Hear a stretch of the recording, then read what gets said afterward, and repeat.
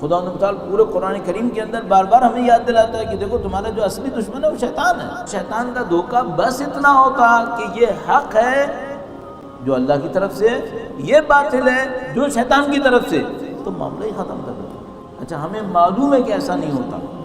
شیطان کا دھوکہ اس سے زیادہ شدید ہوتا ہے. پہلے دن سے جب سے شیطان نے دھوکہ شروع کیا ہے اسی کو ملا کر کیا ہے، حق کو اور باطل. شیطان کبھی بھی یہ نہیں کرے گا کہ وہ لوگوں سے کہے گا میں باطل ہوں یہ کرو، یہ نہیں ہوگا. حق بن کر آئے گا، دھوکہ دے گا. اچھا آپ کے لیے اور میرے لیے یہ امکان ہے کہ باطل بن کے آئے گا؟ نہیں، حق بن کے آئے گا. یہ میں کیسے پہچانوں کہ مجھے یہ دھوکہ نہیں ہوا ہے؟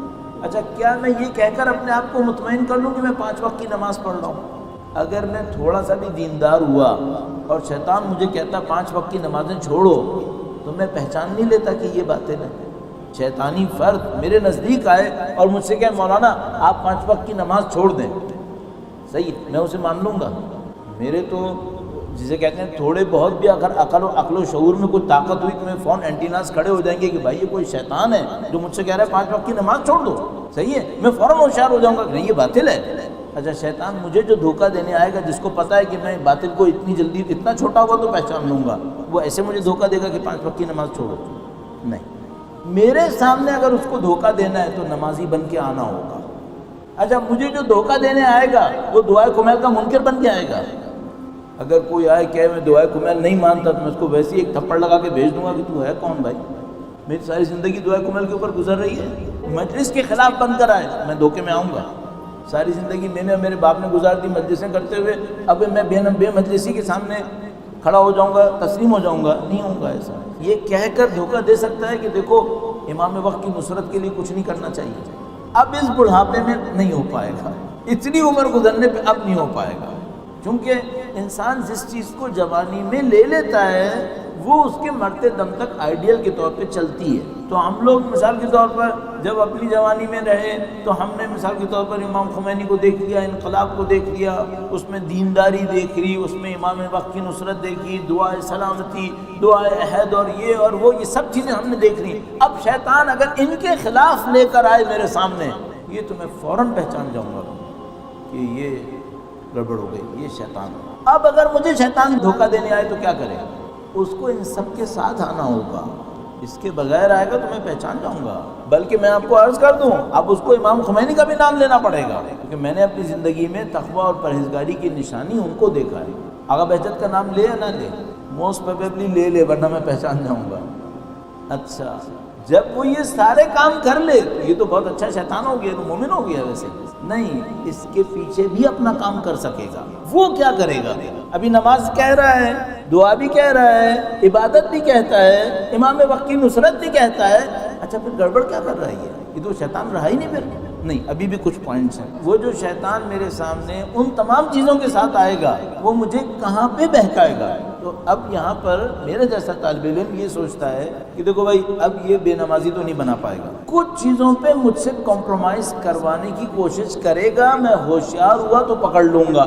مثال کے طور پر 5 وقت کی نمازیں تو نہیں چھڑوا سکے گا، یہ امکان ہے کہ فجر کی چھڑوانے میں کامیاب ہو جائے. ہاں کافی لوگوں کے لیے یہ امکان ہے. ان کو کیا کہے گا؟ ان کو یہ کہے گا تم قضا کر کے پڑھ لو. قضا کر کے پڑھ لو، پڑھ تو لی نا بلاخر. 5 وقت کی چھڑوا لے گا؟ نہیں، 5 وقت کی نہیں چھڑوا پائے گا. اس کا ضمیر اتنا زیادہ اس کو جھنجھوڑے گا کہ شیطان کو یہ بعد میں بھگا دے گا. تو شیطان تو لمبی مدت کی حکمت عملی لے کے چلتا ہے نا، اس کو ایک دن تھوڑی دھوکہ دینا ہوتا ہے، اس کو تو ساری زندگی دھوکے میں رکھنا ہوتا ہے. تو وہ اتنی دشمنی نہیں کرتا کہ سامنے والا پہچان لے. تو اسے کیا کہے گا؟ 4 وقت صحیح وقت پہ پڑھ لو، 1 وقت اگر قضا کر بھی دی تو کیا ہوا؟ کر دو. اچھا وہ جو قضا کی ہے وہ بھی اتنا برا نہیں ہوا ہے، مثلا زور اثر میں پڑھ لینا. یہ کروائے گا یا نہیں کروائے گا؟ ہاں یہ کروائے گا. انصافاً بتائیے گا کروا رہا ہے یا نہیں کروا رہا ہے؟ معلوم ہے کروا رہا ہے. ایک اور کام کروا سکتا ہے. مثلا میں وہ ہوں جو نماز پڑھتا ہوں، میں وہ ہوں جو دعا پڑھتا ہوں، ہر روز قرآن پڑھتا ہوں. کہے گا نہیں جب اتنا پڑھ لیتے ہو تو ہر روز قرآن نہیں پڑھا تو کیا ہوا؟ ویسے بھی قرآن عربی میں سمجھ میں ویسے ہی نہیں آتا. اچھا وہ جو اللہ کے رسول نے کہا تھا انی تارکٌ فیکم الثقلین کتاب اللہ و اطرتی، اس کا کیا ہوگا؟ ما ان تمسکتم بہما لن تضلوا ابدا، دونوں کو تمسک کرو. یہ کہاں تمسک کر رہا ہے؟ اتنے دھوکے میں کامیاب ہو جائے گا کہ اگر نہیں تم اہل بیت کے ساتھ ہو نا، اگر قرآن نہیں بھی پڑھا تو کیا ہوا، اوور آل قرآن کے ساتھ ہو. اہل بیت نے بھی قرآن ہی سکھایا ہے. اگر اللہ کے رسول نے اس کو کافی سمجھا ہوتا تو ایک کو کیوں نہیں کہا، دو کو کیوں کہا؟ کیوں کہا تھا ما ان تمسکتم بہما، دونوں سے اگر تمسک کرو گے تو میری زندگی میں قرآن کیوں نہیں ہے؟ یہ شیطان کا کام کرنے کا پوائنٹ نہیں ہے کیا؟ کرے گا یا نہیں کرے گا؟ کرے گا. جس قوم کو قرآن کے دھوکے میں اہل بیت سے دور کرے اس کو قرآن کے ذریعے اہل بیت سے دور کرے گا. جس کو اہل بیت کے ذریعے قرآن سے دور کرے اس کو اس طرح کرے گا. اور اس کا کام کیا ہے؟ دونوں میں تفرقہ ڈالے. وہ یہ کرے گا یا نہیں کرے گا؟ بالکل کرے گا. رسول اللہ نے احساس کیا تھا یا نہیں کیا تھا؟ بالکل احساس کیا تھا. ہمیں وارننگ دی تھی یا نہیں دی تھی؟ قطعاً وارننگ دی تھی. پھر ہم سمجھ کیوں نہیں سکے؟ اس کو ہم کہتے ہیں فتنہ. اگر وہ آ کے ہم سے کہتا نا تم قرآن کے منکر بن جاؤ، کبھی بھی نہیں بنتے. عملاً اس نے ہمیں دور کر دیا اور ہم بھی نہیں پکڑ پائے. ابھی میں عبادتوں کی بات کر رہا ہوں صرف. تو مثلا عبادتوں میں 5 وقت کی نمازیں تو مجھ سے نہیں چھین سکے گا، 1 وقت کی تو چھین لے گا. تو وہ اپنی اسی کامیابی کو کہے گا چلو میں نے زمینہ تو بنا لیا، اگلی نسل کو 5 سے چھینوں گا. اس نسل سے 1 چھینی ہے، اگلی نسل سے 5 چھینوں گا. وہ تو لمبی مدت کی سوچتا ہے نا. اس نسل سے قرآن چھینا ہے، اگلی نسل سے دوسری والے شکل پہ حملہ کروں گا. وہ لمبی مدت کی سوچتا ہے. اور اللہ کے رسول کو پتہ ہے کہ اگر 1 چھنا تو دوسرا بھی چلا جائے گا. اس لیے رسول خدا کہہ رہے ہیں مجھے دونوں چاہیے، دونوں سے تمسک چاہیے. یہ شیطان کرے گا یا نہیں کرے گا؟ کرے گا. کر لیا یا نہیں کیا؟ کافی حد تک ہوگا. اب میں آتا ہوں اعمال کی طرف. اللہ کے رسول جب کسی کو مسلمان ہونے کی دعوت دیتے تھے تو اس سے ایک پہلی بیعت لیتے تھے. اچھا وہ جو پہلی بیعت تھی وہ کیا تھی؟ نہ اس میں قرآن تھا کیونکہ ابھی قرآن تھوڑا سا نازل ہوا تھا، نہ اس میں نماز تھی، نہ اس میں روزہ، کچھ واجب ہی نہیں تھا اس وقت. وہ جو پہلی بیعت تھی وہ کیا تھی؟ سادہ باتیں کہتے تھے. دیکھو تم اللہ پہ یقین کرو، میری نبوت پہ ایمان لے آؤ، آج سے جھوٹ مت بولنا، مکاری مت کرنا، امانت میں خیانت نہیں کرنا، ہمسایوں کے حقوق کا خیال رکھنا. اللہ کے رسول پہلی بیعت میں یہ ساری باتیں کرتے تھے. آہستہ آہستہ دین کی تفصیلات آتی چلی گئیں. اللہ کے رسول لوگوں کو دین دیتے چلے گئے. اب ایک اور مشکل آ گئی. یہ جو امام زمانہ کی نصرت کا دعویٰ کر رہا ہے اس نے اس پہلی بیعت پر عمل کرنے میں حق ادا کر رہا ہے. مثلا سادہ سی ایک بات ہے، اپنے جیسوں کے لیے عرض کر رہا ہوں، سب کے لیے عرض کر رہا ہوں، وہ یہ ہے کہ بھائی میں امام زمانہ کی نصرت کر رہا ہوں، غلط بیانی تو نہیں کرتا. اگر غلط بیانی نہیں ہو رہی ہوتی تو ایک ہی واقعے کے اوپر 5 اوپینینز آنا ناممکن تھا. اور ہمیں معلوم ہے کہ ہیں، کوئی تو غلط بیانی کر رہا ہے نا. جو 5 اوپینینز آ رہی ہیں ان کی طرف سے آ رہی ہے، تو سب امام زمانہ کی نصرت کے دعوے دار بھی ہیں. 5 تفاسیر کی بات نہیں کر رہا، تفاسیر تو 50 بھی آ سکتی ہیں.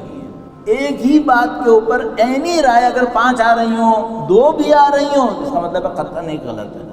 تفاسیر کی بات نہیں کر رہا ہوں، تفاسیر 50 بھی آ سکتی ہیں، اس کا مطلب ہے غلط بیانی چل رہی ہے. اچھا جو کوئی تھوڑا سا بھی معاشرے کے اندر اٹھے بیٹھے، میں نام نہیں لینا چاہ رہا ہوں، ذرا سا بھی نام لیتا ہوں تو کچھ دوست خفا ہونے لگتے ہیں، کسی بھی ایسی سیٹ اپ کے اندر، سیٹ اپ اس لیے کہہ رہا ہوں کہ یہ کسی کے نام کا حصہ ہی نہیں ہوگا، ورنہ میں کہتا پارٹی، کہتا فلاں فلو تو کسی کے نام میں آ جاتا. کسی بھی تھوڑے سے ہمارے معاشرتی مذہبی سیٹ اپ کا حصہ بنے تو فوراً ایک بات سمجھ جائے گا، غلط بیانی تو ہوتی ہے، غلط بیانی تو ہوتی ہے. معذرت کے ساتھ عرض کر رہا ہوں، آپ سے مدد کرنے کی کوئی ضرورت نہیں ہے. بہرحال آپ کا اور ہمارا مسئلہ ایک ہی ہے، وہ یہ ہے کہ میں نے یہاں تک بھی اپنے انہی کانوں سے اینن ایسے دیندار لوگوں سے کہ جو امام کے علاوہ بات ہی شاید نہ کریں، یہ کہتے سنا ہے کہ مولانا سیاست میں تھوڑا بہت جھوٹ ہونا ہوتا ہے. اللہ شاہد ہے، ممبر پہ بیٹھا ہوں، یہ میں نے خود اپنے کانوں سے سنا ہے متدینین سے.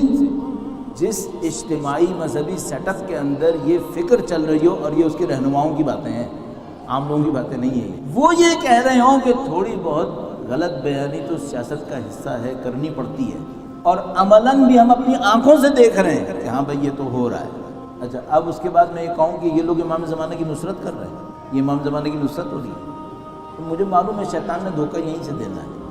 شیطان مجھے 5 وقت کا بے نمازی انشاءاللہ نہیں بنا سکے گا، نہ آپ کو بنا پائے گا، لیکن یہ کر سکتا ہے کہ کسی مصلحت کے نام پر جھوٹ بولنے والا بنا دے. یہ کر سکتا ہے اور یہ وہ کر لے گا. اچھا مثال کے طور پر ایک بہت سادہ سی بات ہے ہمارے دین کے اندر، وہ یہ کہ جو اندر رکھو وہی باہر کہو.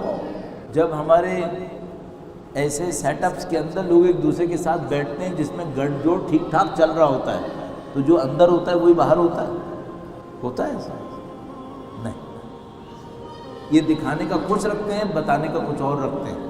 شیطان یہ دھوکہ نہیں دے پائے گا مجھ جیسے کو جس نے اپنی جوانی سے امام زمانہ کا نام لینا شروع کیا تھا کہ وہ مجھے امام زمانہ کے نام سے دور کرے. انشاءاللہ فی الحال تو لگتا ہے کہ نہیں دھوکہ دے پائے گا. بے نمازی بنائے یہ نہیں کر پائے گا انشاءاللہ.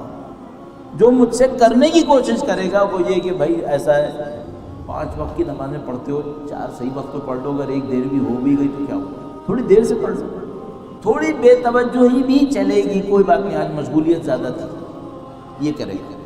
قرآن کریم کمپرومائز کر لو، کوئی بات نہیں، اوور آل تم قرآن کے راستے پر ہو، صحیح ہے چلے گا. تھوڑی بہت غلط بیانی یہ چلتی ہے، یہ معاشرے کا حصہ ہوتا ہے. تھوڑی بہت معذرت کے ساتھ منافقت ہاں چلتی ہے، کوئی بات نہیں، اندر کچھ اور رکھو باہر کچھ اور رکھو، کوئی بات نہیں. تھوڑا بہت کسی کا حق ادھر ادھر ہو بھی گیا کوئی بات نہیں، یہ چل جائے گا. شیطان ہمارے ساتھ یہ کرے گا.